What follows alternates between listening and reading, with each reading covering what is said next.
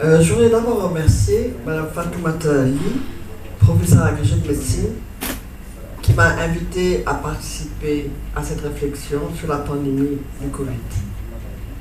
Nous avons partagé toutes les deux le même espace universitaire que j'ai quitté aujourd'hui pour une retraite que j'espère avoir méritée. Mais nous avons partagé plusieurs débats ensemble. Je suis aussi heureuse de partager ce plateau avec le professeur Amadou Gallo Diop, dont j'ai fait la connaissance lorsque je présidais le réseau de recherche en santé de la reproduction en Afrique francophone.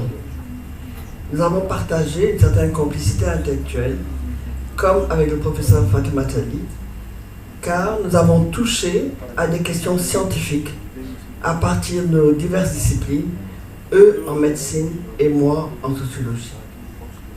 C'est donc en tant que sociologue que j'ai proposé de discuter de cette question que mes collègues ont présenté sur le plan médical. Mais ce que j'aimerais dire au départ de cette conversation, c'est que je ne peux pas prétendre expliquer quelles leçons un musulman ou une musulmane devrait de manière spécifique tirer de l'expérience de vivre au temps du Covid. Bon, j'en avais prévenu Fatimata, qui m'a tout de même encouragé à venir présenter des éléments de questionnement. Ces questionnements, les spécialistes des sciences sociales du monde entier les ont posés à propos de ce contexte, de leur contexte particulier, comme à l'échelle mondiale. La note conceptuelle qui présente ce colloque indique de manière claire que la pandémie a touché toutes les populations dans le monde, avec des différences en fonction de leur milieu et de leurs conditions de vie, sans pour autant que le sexe, la race, la nationalité, la langue parlée ou même l'appartenance religieuse ne soient des déterminants pour attraper la maladie. La maladie a touché les forts comme les faibles. Même si l'on s'est étonné que les chiffres de la mortalité africaine aient été moins élevés que prévu. On appréhende la maladie différemment. L'histoire africaine devrait nous enseigner les leçons tirées des périodes de crise vécues sur le continent, aussi bien au niveau politique, économique que sanitaire. Crise qui nous interpelle dans cette réflexion. Je dois dire d'emblée que les inégalités se sont accrues face à la pandémie sur tous les continents, en Europe, dans les Amériques, comme en Afrique et dans le reste du monde. Mais d'inégalités criantes qu'enseigne l'histoire et dans la manière dont la pandémie a été prise en compte, dans la manière dont on a combattu cette pandémie. Ces leçons sont importantes au vu des enjeux immenses de vaincre la pandémie. Je pense que nous devrions, et ça c'est une première leçon sans doute, c'est en profiter pour repenser, imaginer un monde qui transforme les sociétés africaines contemporaines pour leur meilleur être. En effet, la pandémie a donné lieu à une crise qui, sanitaire au départ, est devenue une crise multidimensionnelle avec un fort impact social et économique. Nous, populations africaines, nous avons pourtant l'habitude des grandes endémies, dites tropicales. Et les médecins sont là pour me corriger si je fais une erreur. L'onchocercose, la bilharziose, la trypanosomiase, etc. Auxquels on pourrait rajouter la peste, le HIV-Sida, Ebola, pour ne citer que ces endémies. Cette grande endémie aurait dû occasionner des moments de rupture dont s'inspirer. Mais il ne faut oublier ni le paludisme qui en Afrique a tué plus de monde que le Covid, ni toutes les maladies liées à l'alimentation, à l'eau, aux conditions précaires d'habitat et de vie. Je n'ouvrirai pas ici le chapitre des violences qui, culturelles, sociales ou politiques, affectent tant de monde. Qu'en a-t-il été? N'avons-nous pas tous ensemble manqué autant d'opportunités uniques de transformer notre monde et au-delà le monde global? Opportunité de mettre l'humain, Nietzsche, au centre des préoccupations des autorités gouvernementales, des autorités politiques, des autorités religieuses. La crise du Covid a de nouveau mis à nu les limites du modèle de développement actuel, qui est porteur d'inégalités sociales sur le continent, comme au Sénégal, qui est notre centre d'intérêt. Les mesures prises de confinement, de couvre-feu, n'ont pas été aussi roses que les professeurs Amadou Diop. Parce que ces mesures ont limité toutes sortes d'activités, y compris les activités économiques affectant l'entretien et la survie des populations. On a constaté la baisse, voire l'absence de revenus de personnes travaillant en majorité dans l'économie informelle. 70% de la population sénégalaise est dans le secteur informel. Si on ferme ce secteur, alors il n'y a plus de revenus. On a constaté l'accroissement des inégalités entre les classes sociales, entre milieu rural et milieu urbain, et entre hommes et femmes. On a constaté l'accroissement de la pauvreté, la difficulté d'accéder à l'éducation avec la fermeture des écoles. Prenons le cas de la fermeture des écoles et des structures éducatives. Ça a été une vraie catastrophe. Une étude récente de l'UNESCO a montré que la plupart des gouvernements dans le monde entier ont sur 2 ans fermé leurs écoles pour maîtriser la propagation du Covid-19. Ça, les médecins l'ont expliqué et ils pourront le confirmer. La majorité des élèves sont restés à la maison, n'ayant pas le moyen de participer à aucun enseignement. Et en tout cas pas à l'enseignement à distance proposé comme solution. Sa fracture numérique a été de taille. Par fracture numérique, j'entends le manque d'ordinateurs, le manque de téléenseignement, la mauvaise formation des enseignants à enseigner par l'ordinateur.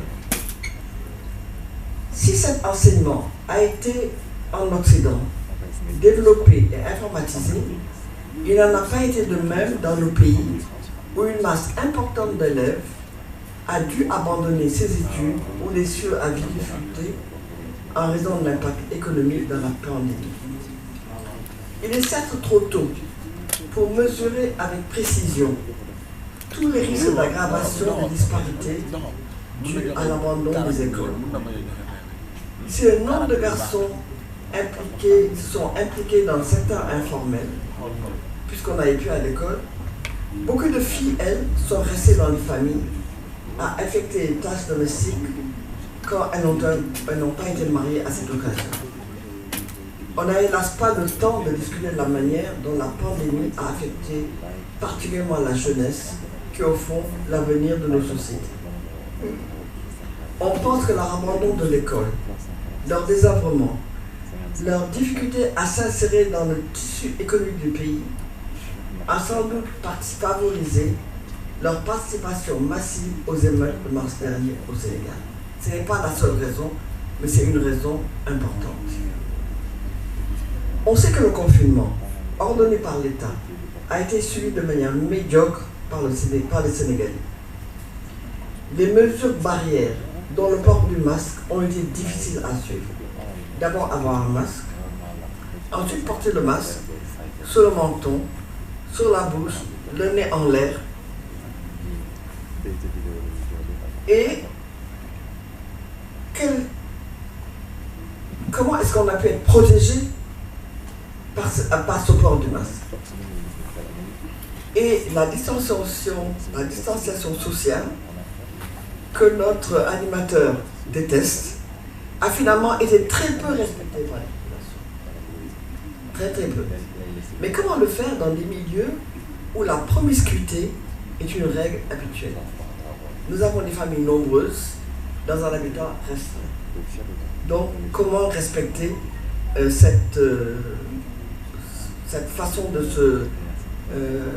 se distancer les uns des autres? On demandait 1 mètre. Et mettez 1 mètre entre chaque membre d'une famille, la moitié des gens les 3/4 des gens sont dehors, dans la rue. Donc, les moyens matériels de protection ont terriblement manqué. De même que les structures sanitaires spécialisées, les médecins eux-mêmes nous l'ont dit. L'approvisionnement en vaccins a été difficile. Là également, je m'y attarderai, parce que je n'en ai pas la compétence. Mais même la sensibilisation à la maladie n'a pas été aussi évidente et il me semble aussi efficace que ça a été pour le sida par exemple. On a eu des efforts faits avec le sida que peut-être on n'a pas eu le temps de faire avec cette nouvelle pandémie. Peut-être que les gens étaient fatigués, mais en tout cas, il y a eu des problèmes qui se sont posés au niveau de la communication. Le président Macky Sall lui-même n'a-t-il pas menacé les Sénégalais de distribuer les doses de vaccins aux pays environnants, avant qu'ils ne soient périmés? J'avoue que, comme personne senior, lorsque je me suis présenté à des centres de vaccination, on a eu la priorité aux personnes du 3e âge, mais j'avoue que j'ai fait la queue avec personne. Très souvent, je me suis retrouvé seul ou avec très très peu de personnes et la queue n'a pas été longue. Parce que je pense que beaucoup pensent encore qu'il s'agit d'un complot occidental contre des populations africaines et d'une fake news, comme le professeur Saïso l'a dit lui-même. Alors certes, le confinement a fixé les populations. Celles-ci ont cessé de voyager de ville en ville, de région à région. Mais elles sont déplacées de quartier en quartier, d'un lieu d'habitat au lieu de travail ou au lieu d'exercice d'une activité économique. Oui, les lieux de culte ont été fermés malgré la très forte contestation. Les enterrements ont été modestes. On a même présenté nos condoléances par téléphone, par SMS, ce qu'on n'aurait jamais pu imaginer dans un milieu comme le nôtre où on peut tout abandonner, mais présenter les condoléances est quelque chose de sacré. C'est le respect du vivant et le respect de la personne morte. Donc ces enterrements ont été très très modestes. Et les célébrations du baptême et du mariage, qui entraînaient énormément de monde, se sont déroulées de manière tout à fait minimale pour un très grand nombre de personnes.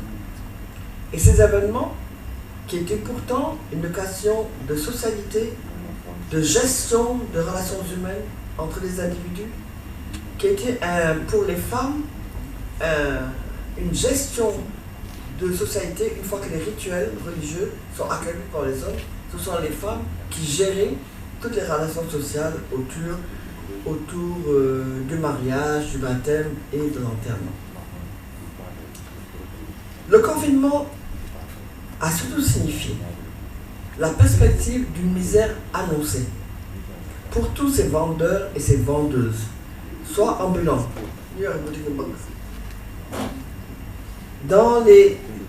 ou des personnes assises au coin des rues de la capitale et de ses banlieues ou dans les villages, dans les marchés officiels comme dans les marchés sauvages. Toutes ces personnes qui vivent et survivent dans la rue et de la rue se sont retrouvées sans ressources ou menacées de l'être du jour au lendemain. Des populations des quartiers pauvres, sans approvisionnement régulier en eau, sans service de santé, n'ont pu répondre correctement aux mesures barrières sanitaires imposées par les autorités, aussi bien médicales qu'autorités politiques. Et pourtant, les marchés ne se sont pas désemplis et les rues ne se sont pas vidées, sauf le soir où on a pu voir des gendarmes sans doute jouer au football avec des chiens et des chats. Mais les marchés ont été remplis, les rues ont été remplies, et le soir, au fond, si les rues sont vidées, à cause de la fermeture des commerces de nuit, restaurants de luxe comme Gargote, vente nocturne de nourriture dans la rue.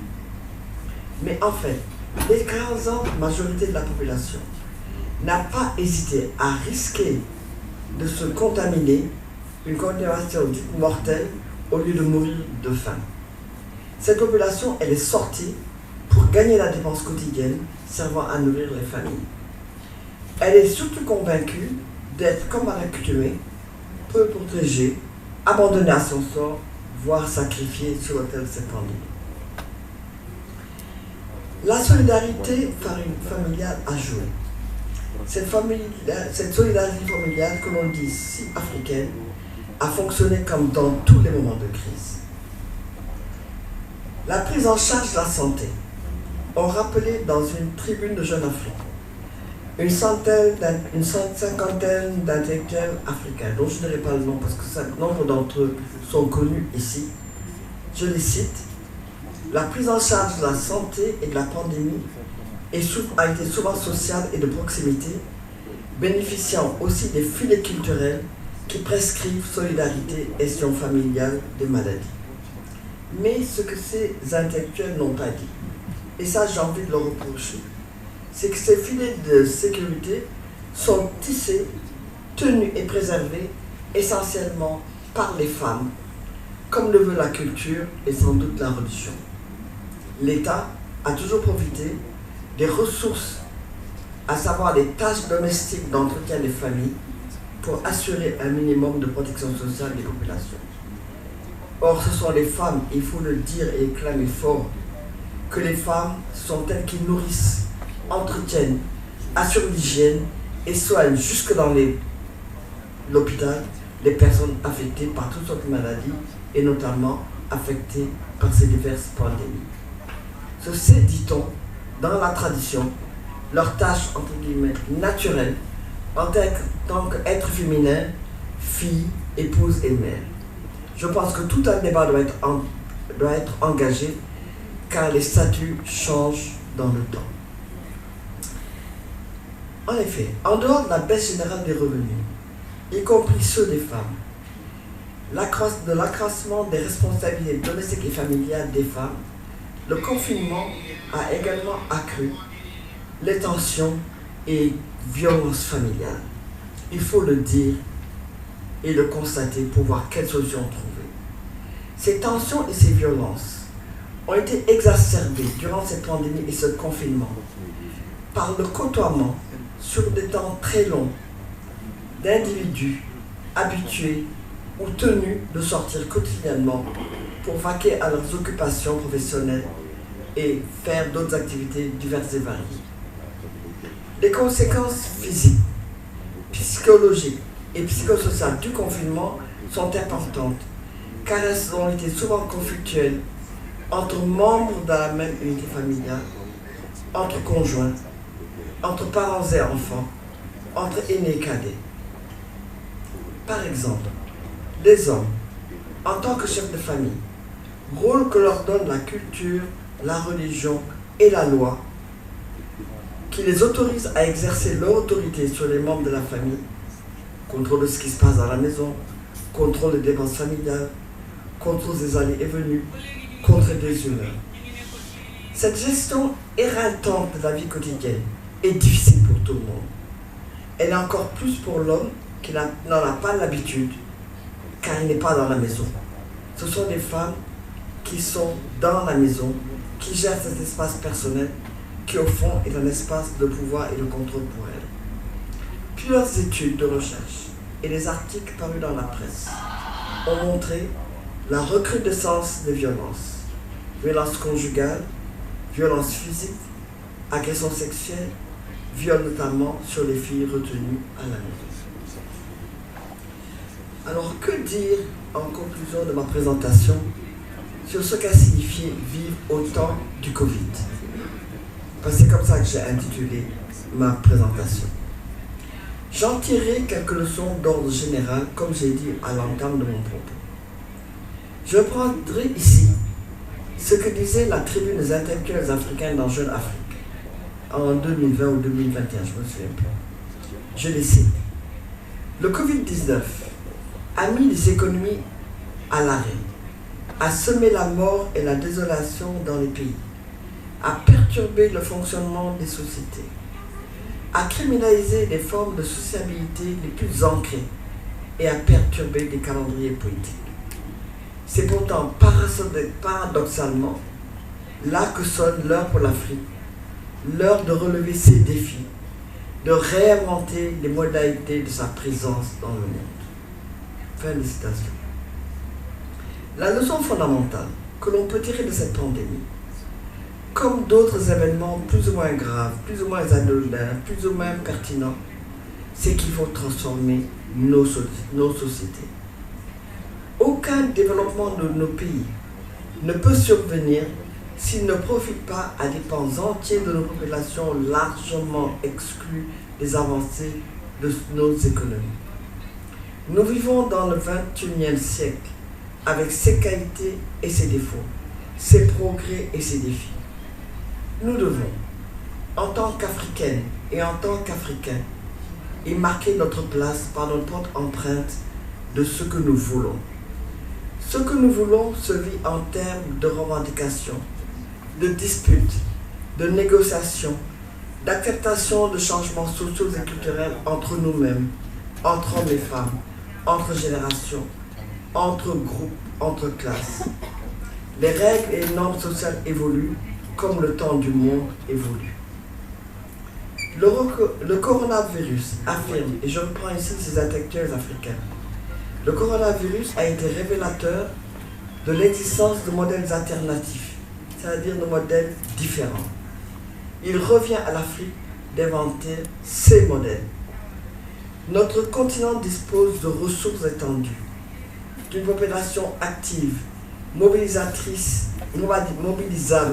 et créative, de professionnels formés pour résister et vaincre la pandémie. Il faudrait pour cela que le continent prenne des bonnes décisions et des ajuste aux besoins. Fin de citation. Notre système de santé a été à la fois, durant cette pandémie, célébré et décrié, souvent à juste titre. Dénoncé surtout en ce moment, après quelques drames qui ont fait la une de la presse. Il mérite d'être profondément repensé, et ça les médecins l'ont dit eux-mêmes, en même temps que notre modèle économique qui font de nos ressources des économies de rente. Au niveau culturel, il nous faut penser un modèle porteur de notre modernité africaine qui prenne en compte les profondes transformations de nos sociétés. Nous ne pouvons pas les contrôler, ces transformations, si nous ne les étudions pas avec un regard critique contemporain à l'aune de l'évolution de notre histoire. Confiner des cultures sénégalaises et africaines dans les traditions, comme on a tendance à le faire, peut être mortel si nous ne rendons pas compte que ces traditions changent. Certaines d'entre elles peuvent devenir des sources de différenciation sociale, de hiérarchisation, de domination, de discrimination, de disparité, voire de violence, au nom de la culture et hélas au nom de la religion. Il faut qu'avoir vécu au temps du Kabylie serve de leçon d'humanité et de progrès pour nous tous et nous toutes. Je vous remercie.